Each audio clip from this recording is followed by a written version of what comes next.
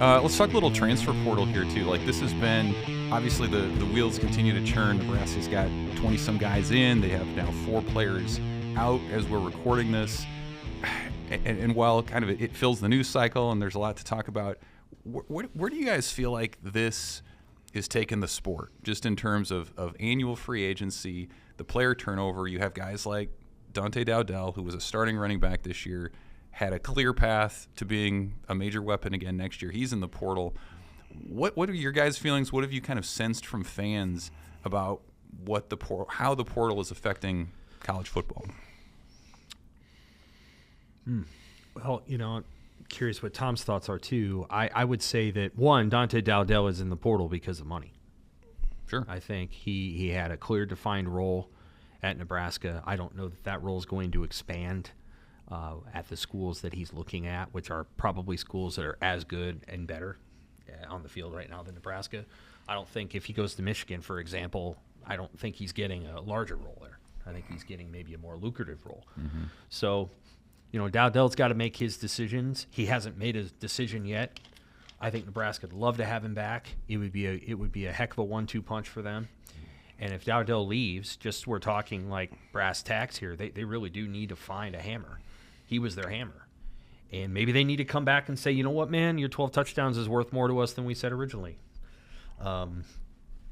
Because now if they got to go out into the portal and look for somebody, I don't know that Quentin Ives is that dude. I don't know that Mekhi Nelson is that guy. And Mekhi Nelson's got a little bit of ability, Evan, but I don't know that he is, 225 and is basically automatic inside the 10. I think Dante Dowdell didn't score twice this season when he got the ball inside the 5, and that was at Ohio State, and that was a goofy play where he's jumping way too early or whatever. And then there was another one. But outside of that, the guy was like 12 of 14 in the red zone. So a real skill set. So I think that's part of it. From a fan's perspective, I can tell that fans are frustrated, and they're frustrated with the uncertainty, and it sounds like the coaches are frustrated with some of what's happening. Not necessarily Nebraska, but the dilemma that Penn State's in, where their very, very good backup quarterback had to. I don't know if he had to, but he thought he had to leave and go pursue opportunities somewhere else. And if Penn State's starting quarterback gets hurt, they don't have an experienced backup now. Mm-hmm. And Penn State's got a chance to beat SMU, and then they've got a chance. By God, the winner of the SMU Penn State game plays Boise. Penn State's got a chance to go like all the way to the finals. And they're going to have to do it by protecting the hell out of Drew Aller because they don't have a quality backup. So, right. There's some frustration there, and I don't know how you fix it other than I put it on Twitter yesterday. I think coaches have a choice. They can either say one transfer portal window after spring camp, and we're just going to accept that the guys that we bring into our program are not going to be with us for spring, or you accept the chaos in December and you bring the guys in for spring camp. Because the other solutions of like, well, why don't they just move the academic calendar? And why don't these universities, give up all their standards and let these guys enroll in March? Why should universities have to do that? That's not. Why? So there's 2 ways you can do it. You can either do it the one way that I just mentioned, where you have one portal window, or you can live with chaos in December. My hunch is, Evan, they're going to live with the chaos. They might move the calendar a little bit, but they're just going to live with it, and they're going to be like, listen, we want these guys in for spring. We want our punter here in the spring. We don't want to wait. So I think that's just what's going to happen, and hopefully the movement and the market shifts so that things quiet down a little bit in subsequent years, and it's not such a chaotic realm, and sometimes the market will do that, Mm-hmm. We just don't know yet. And I think that's frustrating for fans. You had mentioned that you feel like fans are frustrated with this, what's going on. I do, yeah. It reminds me, it's starting to remind me a little bit, like we talk about the professionalization of college sports and makes it sort of a feeder to the NFL. I think from a fan perspective, it's like going to a Storm Chasers game. If you're a fan and you go to a Storm Chasers game, how many players can you actually name on the given roster? Like maybe 1 or 2, like guys that are on their way up.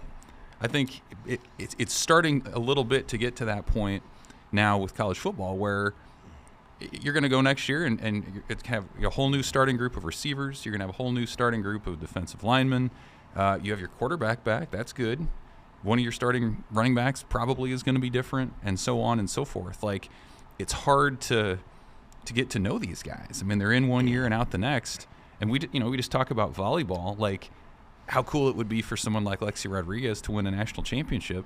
Where's that emotional connection with football when you know these guys for a year or two? It's all money based now.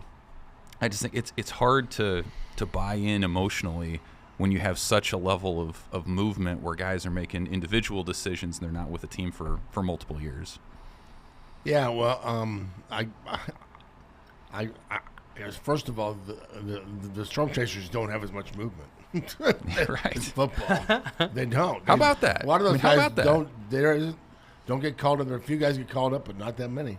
And then last year's Chaser team was an older group. It wasn't going to go anywhere. So anyway, but yeah, it's a good point. I kind of see I see your point.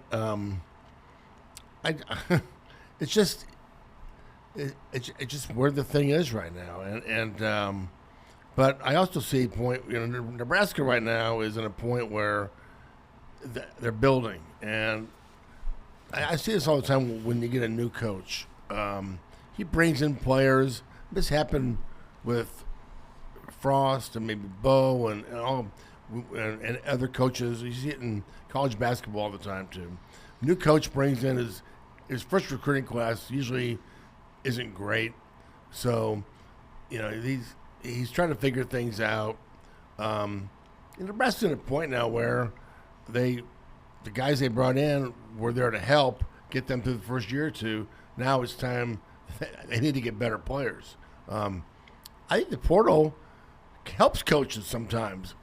If you get stuck with the same receivers for 3 years and then they can't play, they aren't very good receivers, you don't want them anymore. You want to get some new guys in there, right? Mm-hmm. So, I mean, this, in a way, it kind of cycles some people out that you don't necessarily, okay, you helped us get to here. Now we need the other players to get us over here. So that's one way to look at it. I know a lot of people don't look at it like that.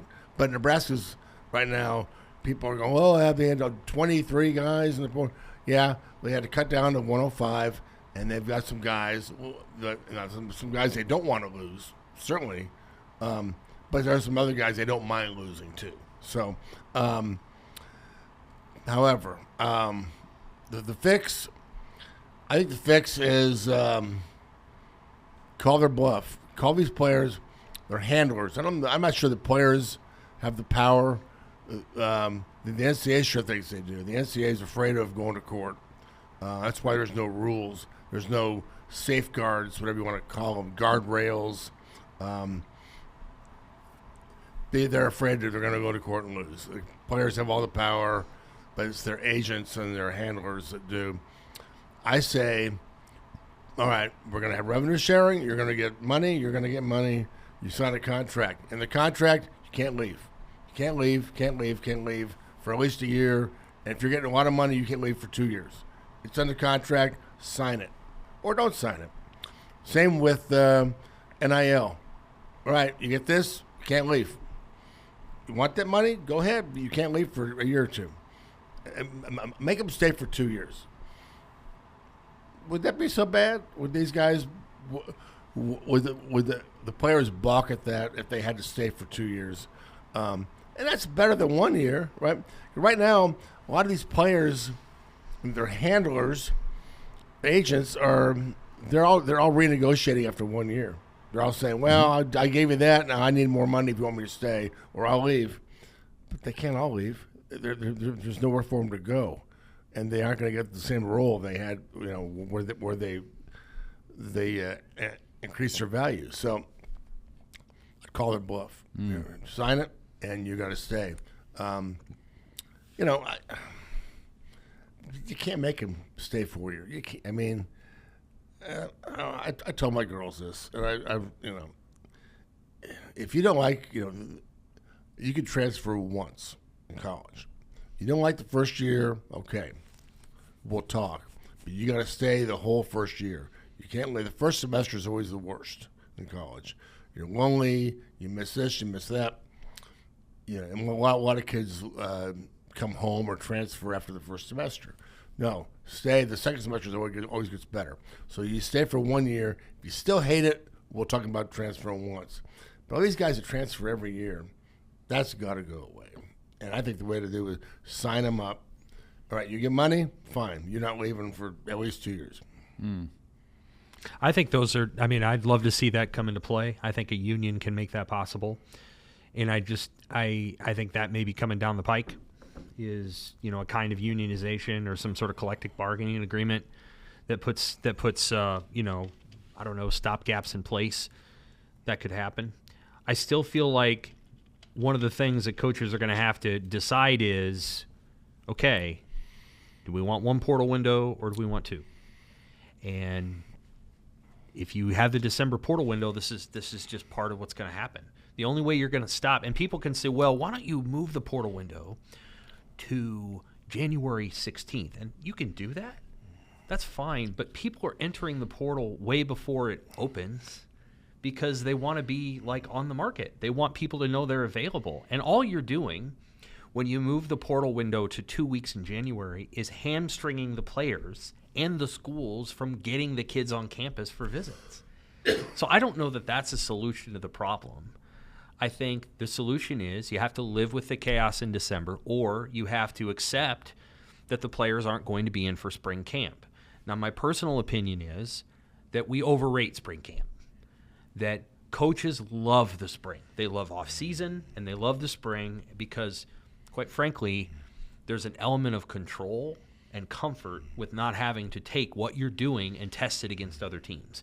So coaches love the laboratory. They love January to May. Man, that's my favorite time of the year because I'm not measured against anything other than my own sense of our team's culture. But I feel like when I've watched Nebraska over the years and I've watched players come in, the two most talented defenders that Nebraska's had in the last 15 years are Levante David and Randy Gregory. Those guys showed up about 5 days before training camp. Randy might have showed up 1 day before training camp. I'm not even sure they were sure Randy was going to show up on time. And those guys went onto the field the very first time they played for Nebraska, and they dominated. They're smart, they were athletic, and they picked it up really fast. And they picked up Bo's defense, and Bo's defense is one of the hardest defenses to pick up. And I remember Bo, after Levante had 12 tackles in his first game, and Bo's like, whoa, and I'm like, you're an idiot. And what are you? He was incredible. He was here a month ago. And Bo's not an idiot, but he was a miser that way. Oh, Levante's got a lot of work to do. And I'm like, yeah, he does. But my God, he's an incredible football player. And look what he just did.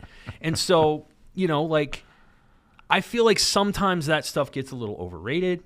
Maybe it's helpful for quarterbacks who are true freshmen to come in early, but we're not talking about that. We're talking about the transfer portal. The second thing I would say is that what you're going to eventually see, I think you're going to see this at Nebraska, although, Rule's comments to Tom in that column on Sunday, which was very, very good, I hope people read it, is they want to be a weapon in the portal.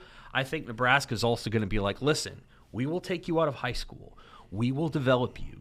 We are going to give you a very nice revenue-sharing setup if you're loyal to us. Ja'Cory Barney. I suspect Cortez Mills got this kind of message of Cortez, you're not going to redshirt.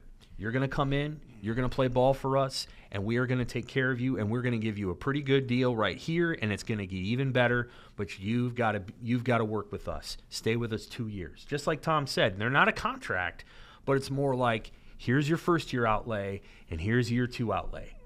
All you got to do is stay with us. And that's going to be compelling, I think, going forward. This year it's hard because you have the portal opening and it's got all these getting down to 105. But I think going forward, the very top teams are going to be able to retain their best players, and they're not going to lose them. And Nebraska lost some of its lost guys it didn't want to lose. Tom's right. Dowdell's one of them. I think Bayer's another. I think Butler's another, but Butler's fine. They understand why he's going. Prince William Mignella might be the most talented player they lost, but I just don't think that was going to work here. And so that's one of those circumstances where it's like, hey, you go get what you need to get out here. We're going to move forward with what we're going to do. We're going to go over here and get Jalen George. Right. And you want to talk about a player who's different from Prince Umanmielen, and I think Prince Wil's unbelievably talented. But Jalen George is about 6'1.5", 265 pounds. I went and watched the entire East Tennessee State, North Dakota State game. Right? So it's on whatever you call it, 60-minute whatever. Mm-hmm.